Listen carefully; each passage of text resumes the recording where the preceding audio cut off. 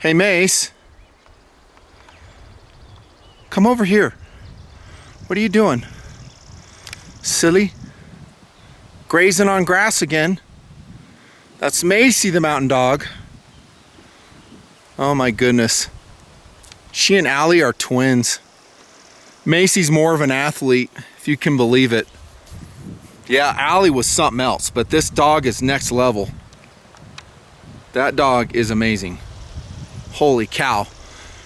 We are in the mountains, about 9,000 feet elevation. This place is as good as any. It's a little bit wind sheltered as the wind has picked up in this high elevation, beautiful mountain country. I'm in Utah, and we're going to do a boot review. I've had multiple requests to do boot reviews. About 10 donors have asked in the last, 6 months or so. And so here we go. This place is as good as any, like I said. This pair is highly, highly recommended. Pause the video, just buy it. It'll take you to Pro 2A Optics Planet. And if you catch this video later and they're sold out, it's your fault. You need to follow the content. Man, this tripod sucks that I have. Really bad.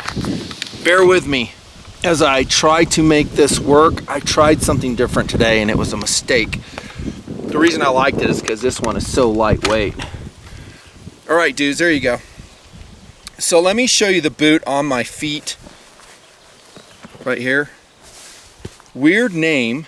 They're called the Hanwag Tatra. They're called the Hanwag Tatra Top Gore-Tex backpacking boots. I don't even know if I'm saying that name right, and I don't care. Once again, the Hanwag Tatra Top Gore-Tex backpacking boot. This is a very technical, very capable mountain boot.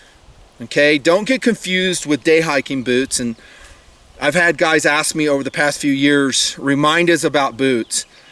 This is a boot that you would order, pay the money for. It's not cheap, but no good backpacking boot is. But it's a boot you'd get when you're in this terrain, dudes. Okay, and I'm gonna roll in video. This type of terrain where it's rocky, you have many opportunities to twist your ankle. Lots of opportunities to bruise the bottom of your foot, and therefore you need a very stiff, very capable mountain boot. And that's what I call these. These are mountain boots or goat hunter boots. So mountain goat hunters, not that I'm one, nor would I ever be one, but when those guys go out, I'm talking real ones, they'll go out in really rocky terrain. And well, the same stuff mountain goats like, and that requires a very technical boot. Now, I've reviewed some in the past. I've talked about some other brands. We're just going to concentrate on this Hanwag right now. Hanwag, I think that's how you say it. From the outset, I am massively impressed with this boot. I'm talking out of the box. It is very well made. The uppers are made of nubuck leather, waxed. This is my favorite boot material. It always has been. It just wears really well. It maintains its water resistance very well. And they're saying this is wax. I think it's also silicone impregnated. Now, I have a pair of solo boots that I've used in multiple TMP adventures. You guys have seen those. And they're still going strong. I love my solo boots. If I find some links to those or to some other boots that I would recommend, maybe at a different pricing level, I'll put those below. Please use my links because I get affiliate money so I can pay these off. So I can pay them off. They're not cheap. Okay, so I'm just going to go over the construction and why they impressed me just out of the box. Keep in mind, I was an LL Bean field tester for about 10 years. I've tested all types of, you name it, boots, Gore-Tex clothing, mountain pants, mountain shirts, everyday type of clothing, backpacks, fanny packs, all sorts and descriptions of outdoor gear. So I have a background in this stuff, especially footwear, lots of footwear. The outer on this, the nubuck leather, is outstanding. I love how these are high. This is a huge thing. Here's what it does for you. Number one, it gives you ankle support in that really rocky terrain, so you're less likely to twist your ankle. Okay, that is a big deal. And when you're in rocky terrain like I am today, again, I'm rolling in video to show you, I cinch these up pretty firmly. And what it does is it envelops your ankle and your rotational mechanism in your ankle with this very stiff nubuck leather.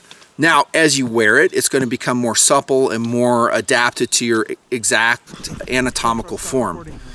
But that's the one thing, it gives you the support. The low quarters, I don't like them as much as I used to. For that lack of ankle support, another reason I don't like them is stream crossings. So I just did a stream crossing last week in my Insoles, and sure enough, I got douched.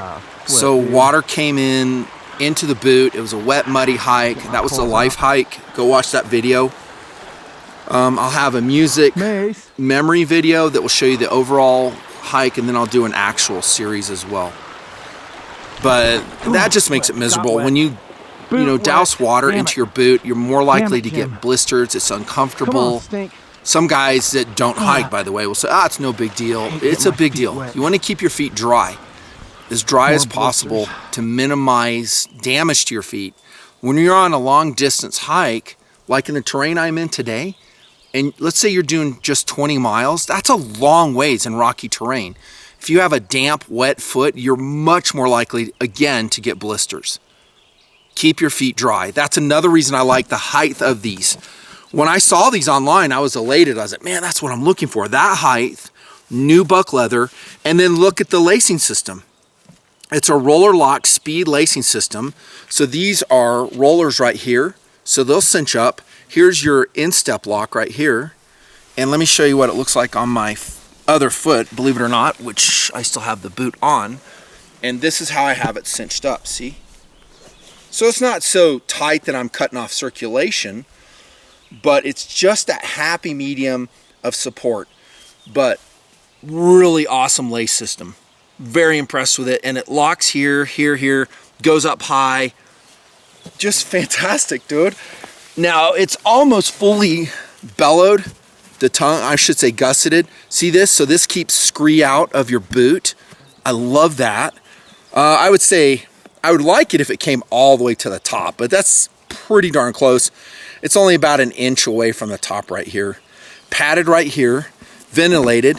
Inside we have cambrel lining, which going way back to my boot reviews about 15 years ago, this is my favorite liner right here, dudes.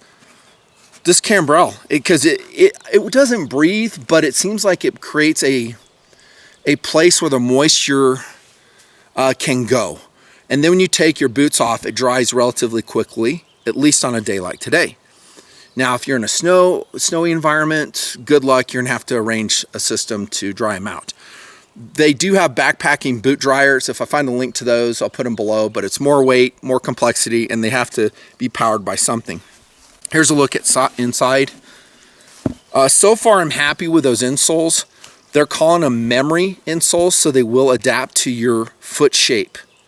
This is the first hike that I've done with these boots. I'm only about 5 miles in, and I did a tactical shoot in them yesterday. I had to have these back ordered, so if you back order them, be patient, they'll come in. They got to me in about 2 weeks for me. That's interior padded opening right here. Really awesome. And then we have a pull-on loop, which is very, very helpful. Long 550, brown 550 paracord laces, just my favorite material overall. And like I'm saying, this is a technical rock boot. You could use it for other things. You could use it for day hiking. You could use it for tactical shooting. But I don't know if in a lot of other activities you need this level of support. But do you notice another thing this has, being a technical rock boot, which is awesome? What do you notice about this? If you said it has a full rubber rand, give yourself an A+, you get an extra Twinkie for recess.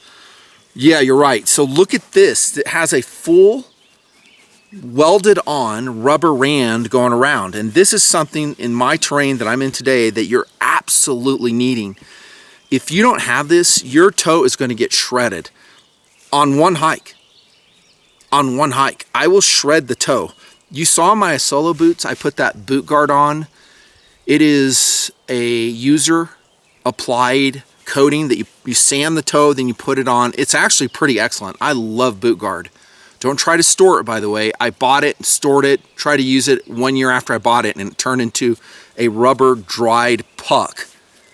Here I don't have to worry about it. Out of box, and it goes all the way around. All the way around. Also, this has a very stiff insole. So this is a polyurethane, I'm pretty sure, insole with a fiberglass shank.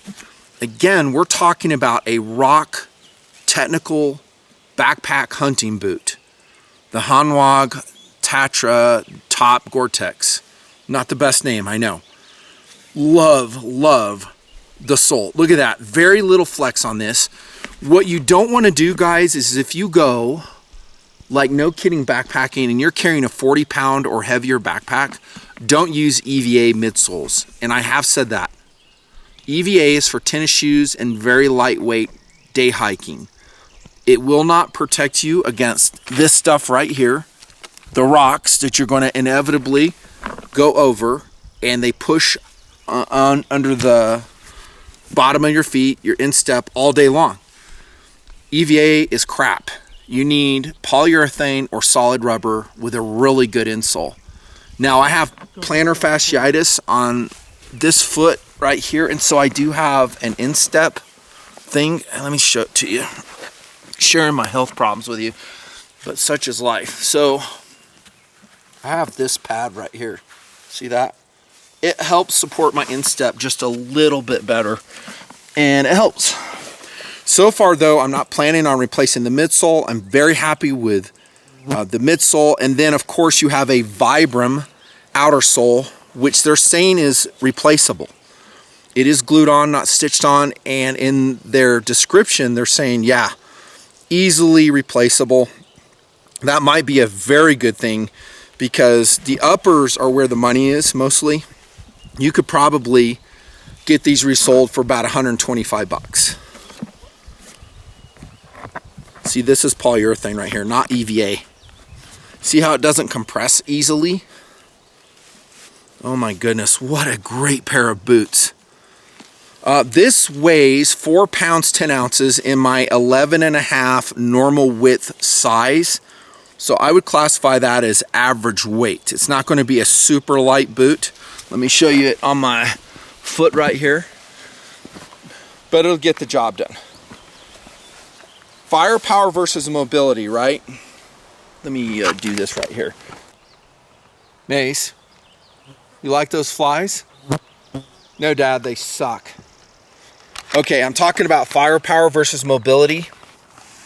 And in terms of a mountain boot, that means it's going to be a little bit heavier. Killed him.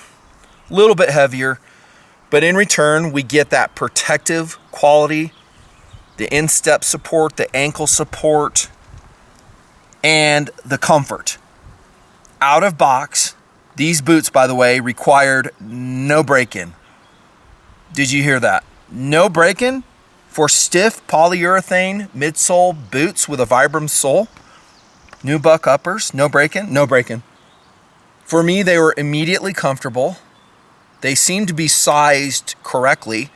These days, I am wearing 11 to 11.5, more frequently an 11.5, and these are fine. Another thing I love about these is they have a wider front portion. The foot box is wider. That means you have less chance of rubbing your pinky or your big toe. This is a high wear item for me. I'm talking like rubbing in a lot of backpacking boots.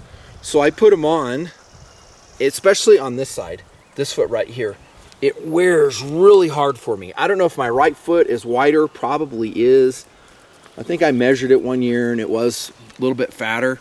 But I don't want double E's. Those are too wide for me. But out of box, these ones, I want to call them the Hanwag. that freaking German half track. No, the Hanwag tatras, tetras, whatever the hell they're called. Wide enough, very comfortable. Good looking boot too. So you're gonna see them on a lot of TMP adventures. My solos are still running too. You're gonna see those. But I'd really be tempted to run these even like on a day hike. I know they're meant for like heavy duty backpacking, but they're so comfortable. I'll probably wear them for a lot of things. Like I said, I did a tactical shoot in them yesterday just to see if they needed a break-in. They didn't. And I was impressed. Highly, highly recommended. Not inexpensive.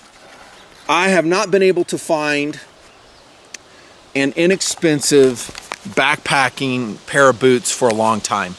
I'm talking they're going to be anywhere from $300 to $500 for this level of quality, where you're getting nubuck leather, a speed lacing system, proper construction, i.e. it's not just slapped together, proper insole, midsole, outer sole.